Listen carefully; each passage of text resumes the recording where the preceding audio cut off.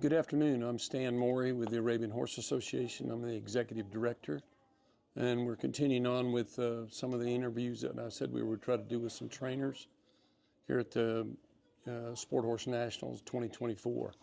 Today I'm sitting with Kristin Hardin. Kristin Hardin has been a part of our industry for a long time. Let's put it that way. One story I'm going to tell on Kristen that she never knew about, something that I was watching with her one time. And if you look at the videos and look around, she wins national championship after national championships. She also is very well known on the open circuit. She's also raised 2 children and extremely competitive on the open circuit also. But I'll go back to, I think we were in Virginia, and one of the first horse shows that I did when I was judge and sturge commissioner, and they were having a jump off, I think is right, and she was in the jump off. I'd never seen her ride before. And you know, as an equestrian, you watch people ride and the mechanics that they ride with, and how they do things and how efficient they are with horses.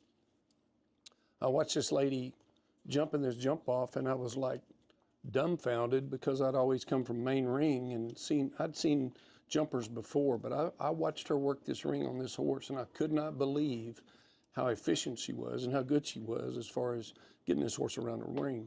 She won, I believe, by a long shot, which she usually does. But anyway, I wanted to bring you guys in her world a little bit and let her talk about, because she's always been extremely supportive of the Arabian and half Arabian horse, and continued to show these horses, sometimes on an open circuit, but here at the Sport Horse Nationals, and what this show means to them. They're all the way from California. So I'll let Kristen start talking, and I'll be quiet here.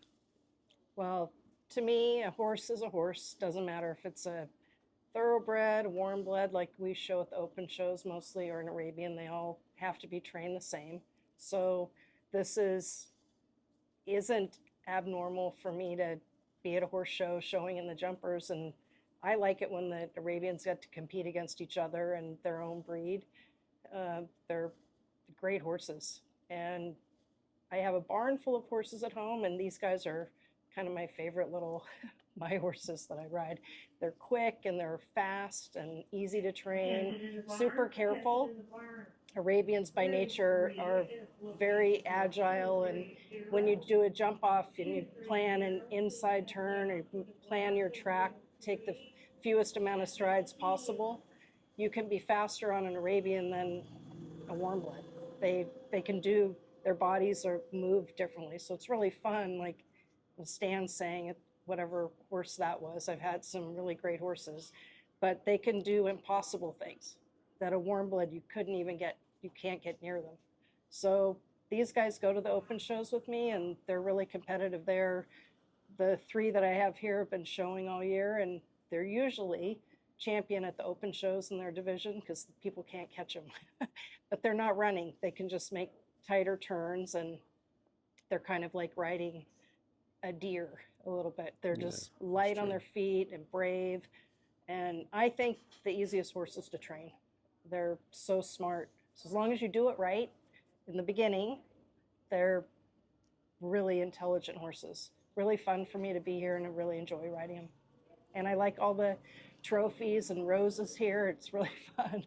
So I love being here. I went to my first Arabian show in 2003.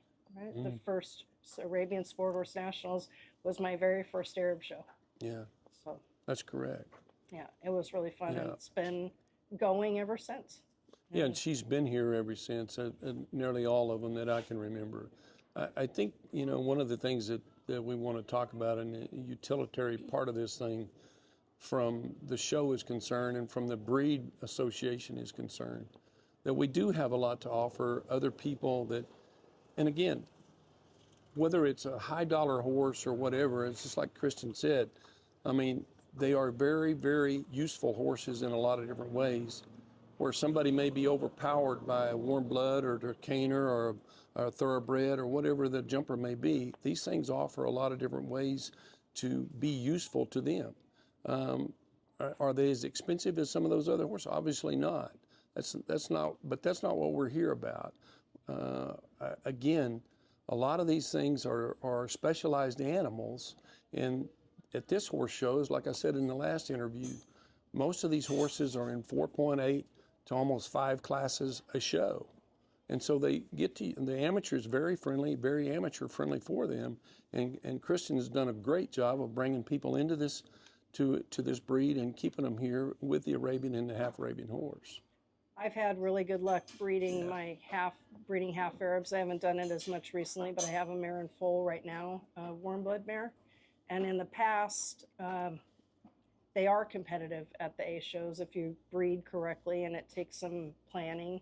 But I had one horse that was circuit champion in Thermal. It's the desert circuit in California, super competitive.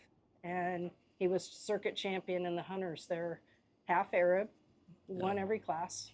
And so they can be as expensive as a warm blood. Sure. And if you breed correctly and train correctly and do everything right, and you beat the other horses, then it's a matter of quality. So I think if people are careful breeding, you can breed very high quality horses that are competitive, not only here at their own show against each other, but at the open shows. So I think there's been about 6 half Arabs that I've sold into the open show circuit, and people don't look at them like, oh, it's an Arab there. Do you have any more? Because they're easy to ride, they're easy to train, and the big misnomer about Arabs is they're much quieter than warm bloods. They're much more sane than a thoroughbred, basically, but they're much quieter and easier to deal with. At the open shows, people are out in the lunging and riding their horses starting in the dark in the morning before the classes.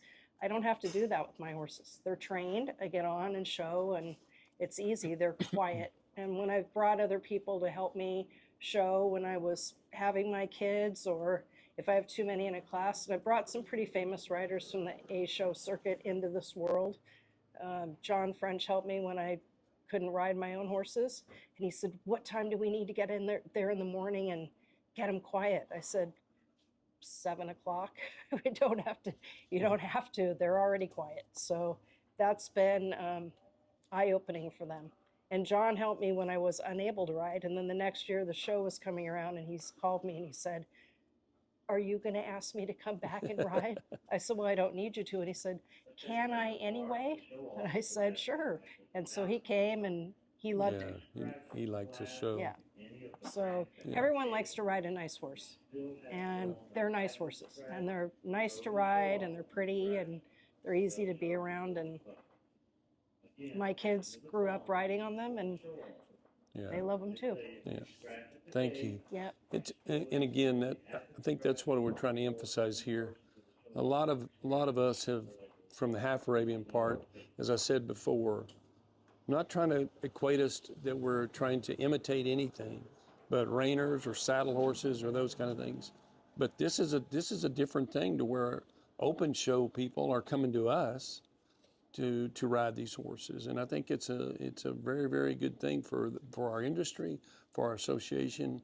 And Kristen's done a great job as far as bringing that along, and I appreciate what she's done. So thanks very much for having us. I appreciate the horses. Yeah, she does appreciate the horses. All right. Thank you.